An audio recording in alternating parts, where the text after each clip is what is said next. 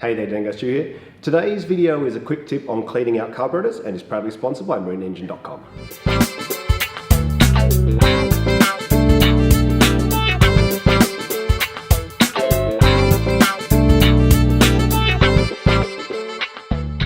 So this particular technique's been around forever, used a lot on cars, boats, bikes, whatever, but it's actually really handy in some circumstances.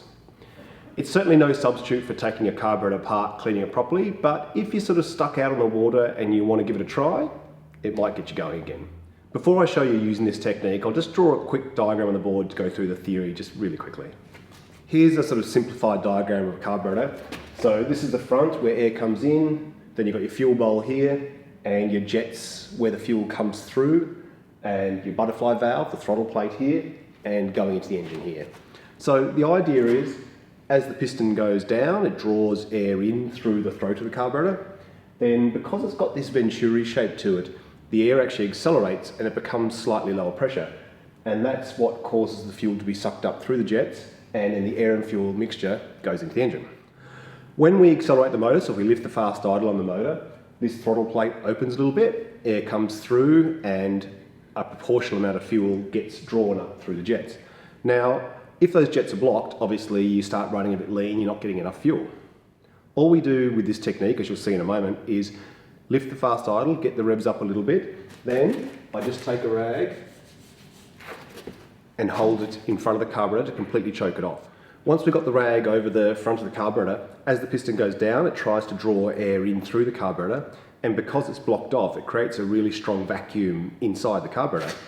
And this vacuum then pulls a lot of fuel through, but hopefully will also pull a droplet of water if it's blocking the jet, or a little bit of dirt or something like that. So it can just be a really quick way to try and clear a carburetor jet.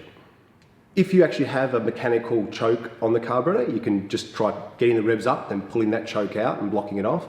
Chokes generally don't close a carburetor completely. They'll help a lot, and you might find it's all you need to do, but a lot of modern engines don't have chokes anymore. They've got these sort of prime start enrichment systems that are great for adding more fuel to start, but they don't actually function as chokes. I think this works a little bit better with multi-cylinder engines because you've got one cylinder working normally to keep the motor running, whereas if you've got a single cylinder motor, as soon as you do this choking, it'll die and stall pretty quickly, but it still can be of use. All right, we'll take a look at this technique in action now.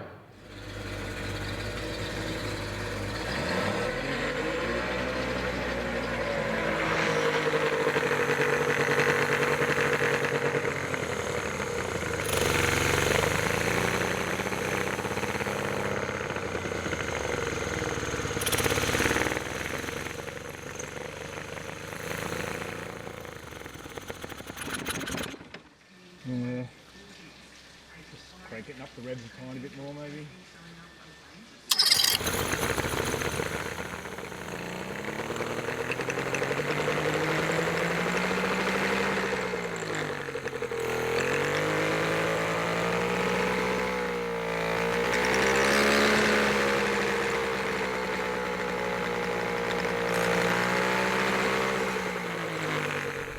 Hopefully you could see on camera then that quite a lot of fuel comes out of the throat of the carburetor, particularly with the motor tilted up a little bit.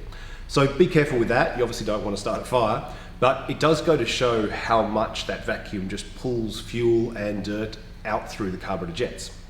All right, well that's all for today. Just a quick tip that might help you down the track if ever you're sort of stuck out on the water and you can't take the carburetor off and clean it properly. It's certainly no substitute for a proper carburetor clean, but it might just get you out of trouble one day. All right, well take care, I'll catch you soon. See ya.